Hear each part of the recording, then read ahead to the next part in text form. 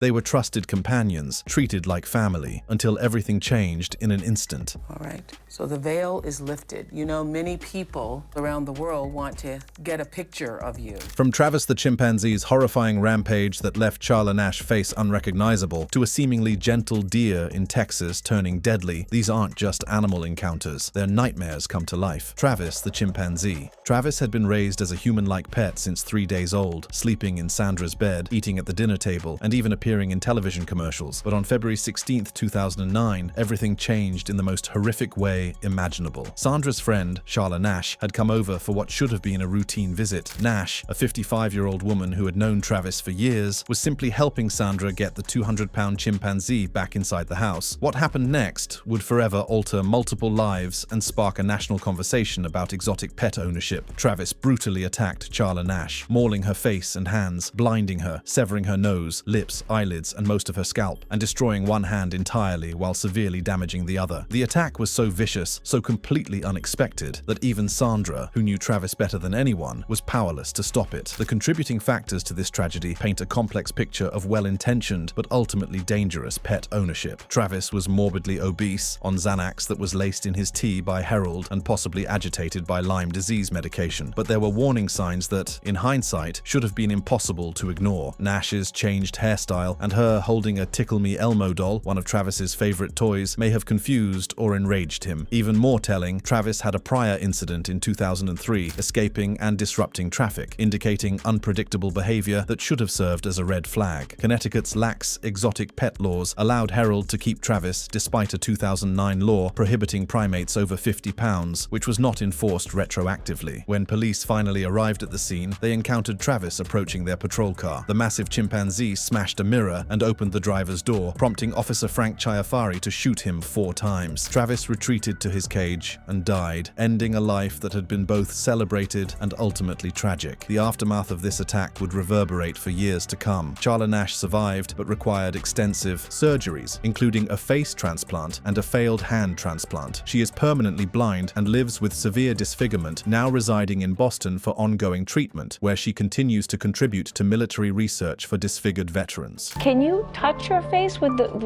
your thumb? Do you ever do that just to feel the...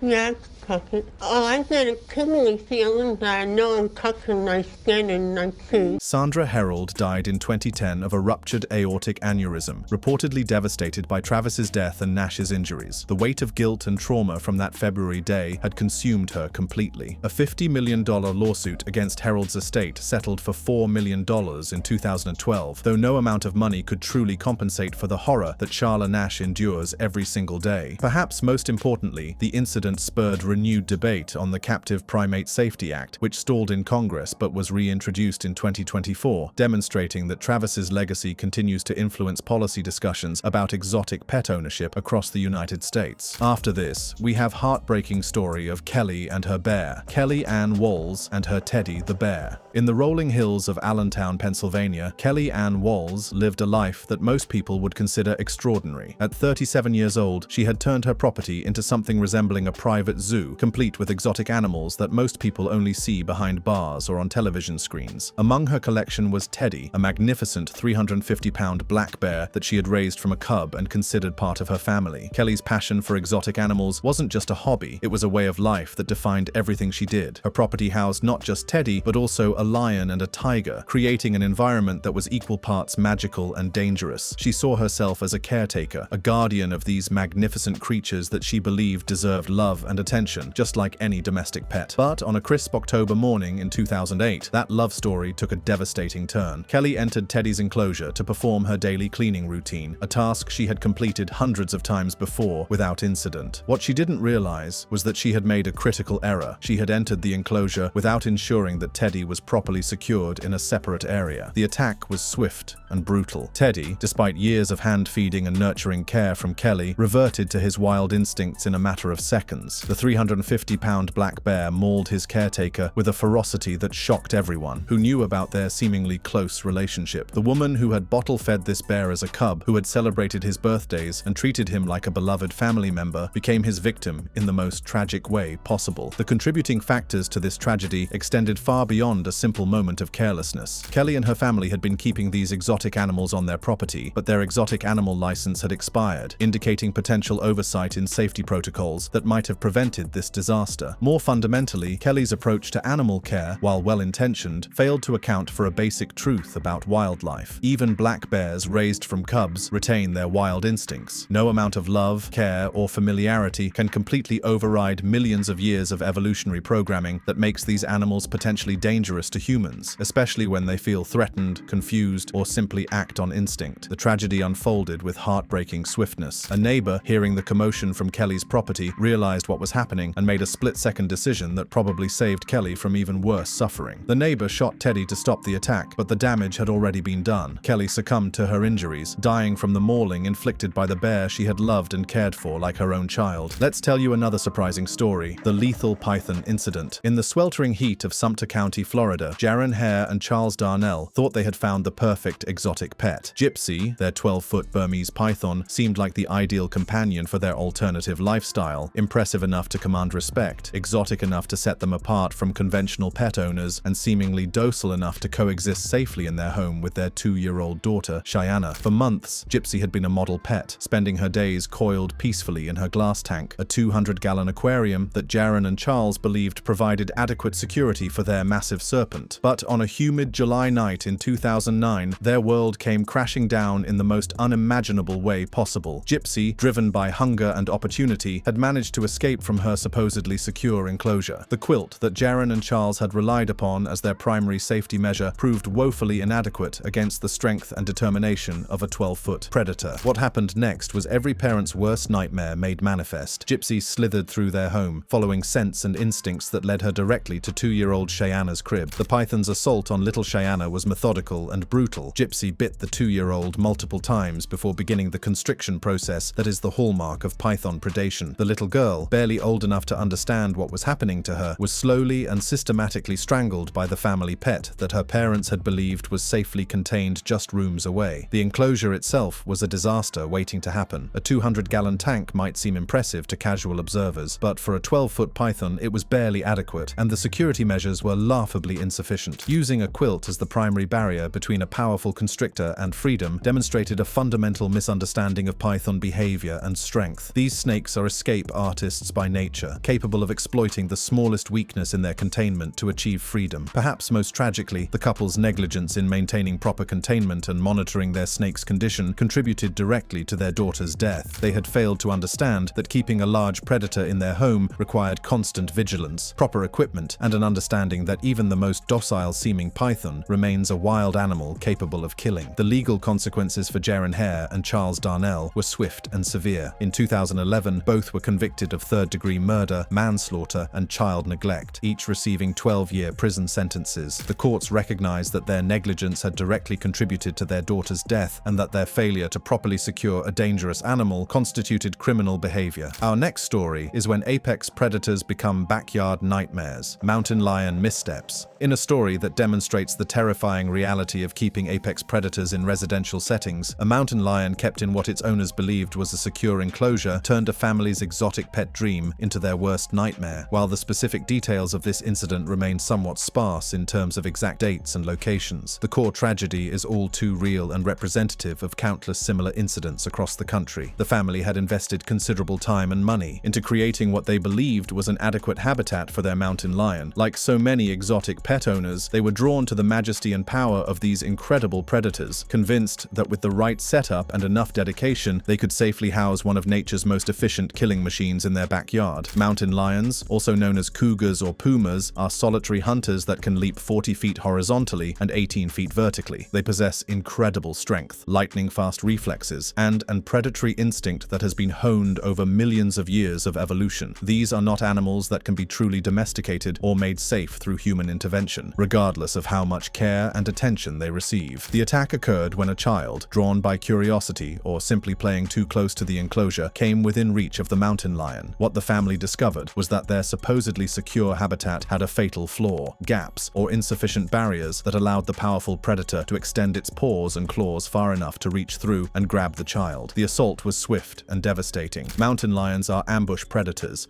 evolved to kill prey much larger than a small child with a single decisive attack. When the animal reached through the enclosure and grabbed the child, it was following instincts that have served its species species for millennia. These cats are not content to simply exist within boundaries. They are constantly testing their environment, looking for weaknesses, opportunities, and ways to expand their territory. Even in captivity, they retain the curiosity and problem-solving abilities that make them such successful predators in the wild. A mountain lion in an enclosure is constantly aware of everything happening around it, and it will exploit any weakness in its containment without hesitation. The incident also underscores the inadequacy of most residential exotic animal setups. Professional zoos spend millions of dollars creating habitats for large predators, employing teams of experts who understand animal behavior, construction requirements, and safety protocols. Even with all these resources and expertise, zoo accidents still occur. The idea that a private individual can create a safe environment for a mountain lion in their backyard is not just optimistic, it's dangerously naive. Let's now tell you another horrific incident when Gerald Rushton's pet project turned fatal: the deadly deer.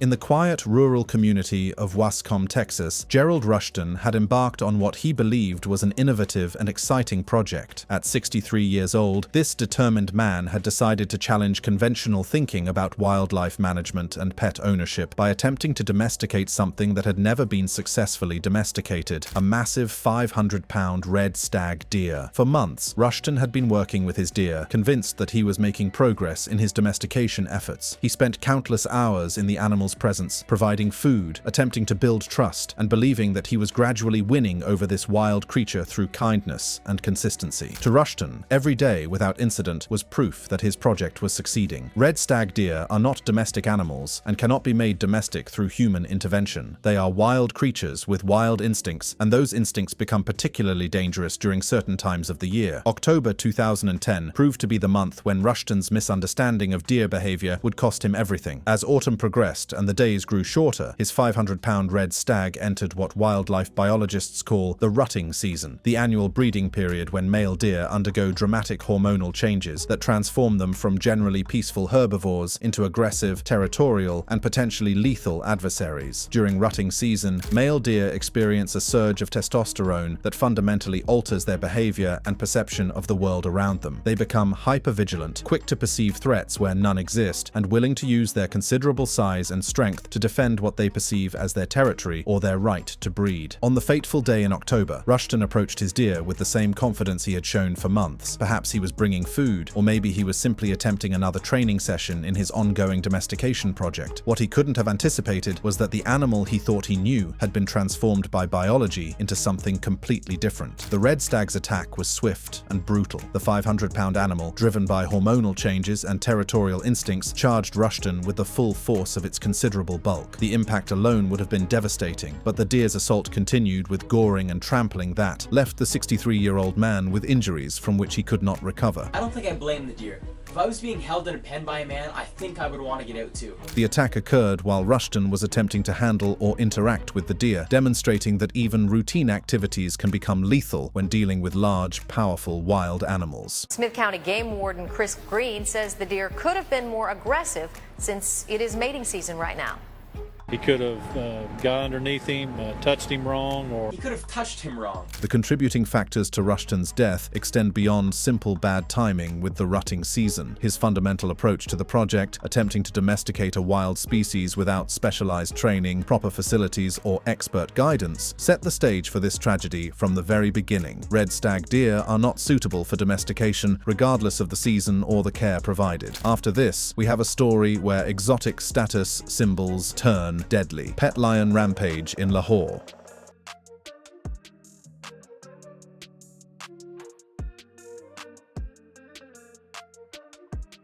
In the bustling city of Lahore, Pakistan, where wealth and status often manifest themselves through increasingly exotic displays of power and prestige, one family's decision to keep a lion as a pet created a nightmare that would shock the entire nation. This incident, which occurred in a society where exotic animal ownership among the wealthy is often seen as a symbol of success and influence, demonstrates how quickly these living status symbols can transform from impressive conversation pieces into deadly threats. In wealthy Pakistani circles, owning exotic animals is often viewed as a demonstration of success, influence, and the ability to obtain things that ordinary people cannot. Lions, as apex predators and symbols of strength and majesty, represent the pinnacle of this exotic pet culture. But on the day this story unfolded, their magnificent pet became something else entirely. An escaped predator, loose in a residential area, with innocent victims in its path. The lion had somehow managed to escape from its cage, a failure of containment that immediately put everyone in the vicinity at extreme risk. Lions are incredibly powerful animals, capable of running at speeds of up to 50 miles per hour and possessing bite forces of over 650 pounds per square inch. What made this incident particularly disturbing was the reported behavior of the lion's owners during the attack. According to reports, a pet lion escaped its cage and mauled a woman and her children while the owners allegedly watched, possibly amused, without intervening promptly. This alleged response, or lack thereof, suggests a level of detachment and callousness that is difficult to comprehend, even accounting for the shock and confusion that would naturally accompany such a situation. The victims of this attack were a woman and her children, individuals who had no choice in the family's decision to keep a dangerous predator as a pet, and who found themselves facing a life-or-death situation created entirely by someone else's exotic pet fantasy. The attack itself was swift and brutal, as lion attacks typically are. The attack left the woman and her children mauled, though the specific extent of their injuries, or whether there were fatalities, remains unclear from available information. Lion attacks typically result in severe trauma, massive blood loss, and injuries that can permanently disable or disfigure victims even when they survive. The psychological trauma of such an encounter, particularly for children, can last a lifetime. Our list continues to Nim Chimpsky's wild childhood. In the 1970s, Columbia University professor Herbert Terrace embarked on what seemed like groundbreaking scientific research that would blur the lines between human and animal communication. The project involved raising a chimpanzee named Nim Chimpsky as if he were a human child, complete with a human family environment, language training, and all the socialization that comes with being raised in a domestic setting.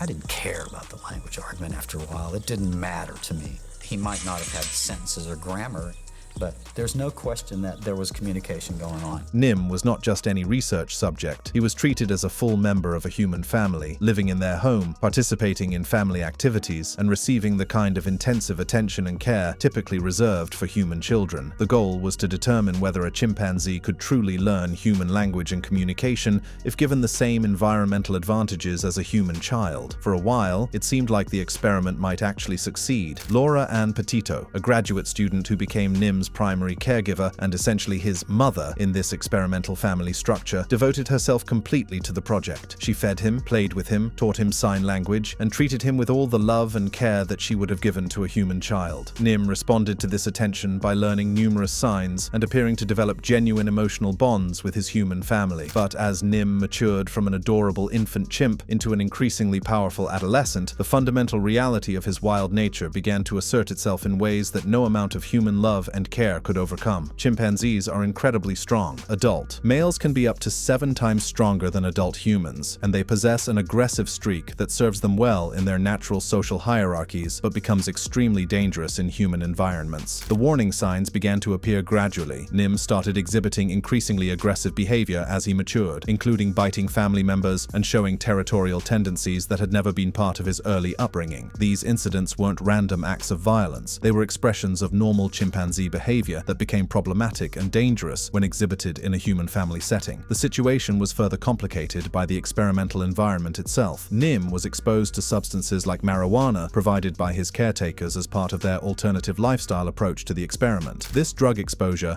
likely exacerbated his unpredictable behavior and may have contributed to the confusion and frustration he experienced as his wild instincts came into conflict with his artificial human environment. The most serious incident occurred when Nim attacked Laura Ann Petito, the woman who had devoted years of her life to caring for him and who he presumably viewed as his mother figure. The attack was severe enough to cause significant injury, demonstrating that even the strongest human-animal bonds cannot completely overcome the basic realities of species differences and wild animal behavior. The next story is about a guard goat, the guard goat gone rogue. In rural farming communities around the world, the practice of using animals as guardians for property and livestock has been a time-honored tradition stretching back thousands of years. Guard dogs, guard geese, and even guard llamas have all proven effective at deterring intruders and protecting valuable agricultural assets. But in one tragic case that demonstrates how even seemingly harmless animals can become deadly threats, a goat that had been specifically trained to protect farmland turned against its owner with fatal consequences. The concept of using goats as guard animals might seem unusual to urban dwellers, but in agricultural settings, these intelligent and naturally territorial animals can be quite effective at deterring both human and animal intruders. Goats are naturally suspicious of strangers, possess excellent hearing and vision, and are not afraid to use their horns and hooves to defend territory they consider their own. When properly managed, these traits can make them valuable additions to farm security systems. The owner, in this case, had invested considerable time and effort into training his goat to be aggressive toward potential threats to his property. This training likely involved encouraging the goat's natural territorial instincts, rewarding aggressive behavior towards strangers, and possibly even deliberately provoking defensive responses to ensure that the animal would react strongly to perceived threats. The fatal attack occurred when the goat, following the aggressive patterns that had been deliberately encouraged through training, turned that same energy and violence against its owner. The assault was swift and devastating, with the goat charging its owner with the full force of its considerable bulk and delivering blunt force trauma that proved fatal. The very behaviors that had been cultivated to protect the property became the instruments of the owner's death. Goats, particularly male goats known as billies, possess several physical characteristics that make them potentially dangerous when they become aggressive. Adult male goats can weigh anywhere from 150 to 300 pounds, giving them considerable mass to put behind a charge. Their heads are equipped with horns that can be used as weapons, capable of delivering devastating impact injuries. After this, we have a story of Sandra Piovesan's family who turned against her. Wolf dog pack attack. In the rolling hills of Salem Township, Pennsylvania, Sandra Piovesan had spent years building what she believed was a unique and special relationship with some of nature's most magnificent predators. At 50 years old, she had devoted much of her adult life to breeding and raising wolf dog hybrids, creating a pack of 9 animals that represented the culmination of her passion for these remarkable creatures that existed somewhere between the domestic and the wild. Sandra's fascination with wolf dogs stemmed from their unique position as bridges between two worlds, the loyalty and trainability of domestic dogs combined with the intelligence, beauty, and wild spirit of their wolf ancestors. She saw herself as a pioneer in understanding these complex animals, believing that her years of experience had given her insights into their behavior and needs that most people simply couldn't comprehend. For years, Sandra had lived successfully with her pack, participating in their daily lives, feeding them, caring for them when they were sick, and believing that she had established herself as the undisputed alpha of their social structure. She watched them play, settle disputes, and interact with each other, convinced that she understood their pack dynamics and had earned their respect and loyalty through consistent care and strong leadership. But on a June day in 2006, everything Sandra thought she knew about her relationship with these animals proved tragically wrong. She entered their enclosure, as she had done thousands of times before, but this time, something had changed in the pack's perception of her role and status. What happened next would shock investigators and serve as a stark reminder of the wild nature that lurks just beneath the surface of even the most seemingly domesticated wolf dog hybrids. The attack was not the work of a single animal acting out of character, but rather a coordinated assault by the entire pack, working together as they would when taking down prey in the wild. Sandra was found clawed, bitten, and partially eaten, suggesting that her own animals had not only killed her, but had begun to consume her body as they would any other prey animal. The discovery was so horrific that it fundamentally challenged everything that experts thought they knew about wolf dog behavior in captive settings. Wolf dog hybrids represent one of the most complex and unpredictable categories of exotic pets, combining the genetic heritage of two species with very different behavioral patterns and social structures. While domestic dogs have been bred for thousands of years to be subservient to humans and to view humans as permanent pack leaders, wolves maintain complex social hierarchies that can shift based on circumstances, strength, health, and perceived leadership abilities. Sandra's frequent interaction with the pack, while seeming to demonstrate her control and dominance, may have actually contributed to the eventual challenge to her authority. In wolf pack dynamics, leadership is not a permanent status, but rather something that must be constantly maintained through displays of strength, health, and dominance. A perceived weakness, illness, or simply a moment of vulnerability can trigger a challenge that can rapidly escalate to lethal violence. Our list ends with elephant selfie gone horribly wrong. In an age where social media has transformed the way people interact with the world around them, the desire to capture the perfect photograph for Instagram, Facebook, or TikTok has led to increasingly dangerous and reckless behavior. Nowhere is this trend more deadly than in wildlife tourism, where visitors often treat magnificent magnificent wild animals as nothing more than props for their social media content, with tragic and predictable results. The incident that would cost one tourist his life began as what probably seemed like an exciting opportunity to capture an unforgettable selfie with one of nature's most impressive creatures. In India, where wild elephants and human populations often intersect in complex and sometimes dangerous ways, this tourist made the fatal decision to approach a wild elephant for the purpose of taking a photograph that he could share with friends and followers online. Elephants are among the most intelligent and emotionally complex animals on Earth, with intricate social structures, long memories, and sophisticated communication systems that we are only beginning to understand. They are also among the most dangerous animals that humans are likely to encounter, capable of running at speeds of up to 25 miles per hour despite their massive size, and possessing the strength to easily kill a human being with a single blow from their trunk or a step from their massive feet. The elephant's reaction to the tourist's approach was swift and devastating. In India, a tourist attempting to take a selfie with a wild elephant was trampled to death, with his pants ripped off during the attack. The details of the attack paint a horrific picture of what happens when human arrogance meets wild animal power. The tourist was trampled to death, his clothing ripped from his body by the sheer force of the elephant's assault. The elephant, following instincts that have served its species for millions of years, eliminated what it perceived as a threat with the overwhelming force that makes these animals so successful in their natural environments. The tourist's decision to ignore the elephant's wild nature and approach too closely for a social media photo demonstrates the dangerous disconnect between virtual reality and actual reality that characterizes much of modern social media culture. In the quest for the perfect post, people often lose sight of the fact that wild animals are not actors in their social media productions, but rather autonomous beings with their own needs, behaviors, and defensive capabilities. Which of these wild animal incidents shocked you the most? Share your thoughts in the comments.